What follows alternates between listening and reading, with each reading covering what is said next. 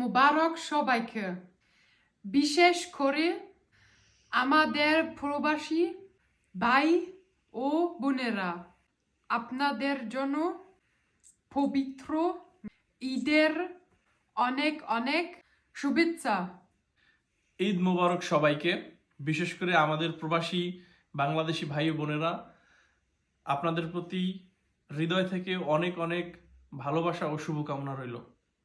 আমরা যারা প্রবাসে আছি, আমরা কারো না কারো বাবা, কারো না কারো ছেলে, কারো না কারো ভাই, কারো না কারো বন্ধু।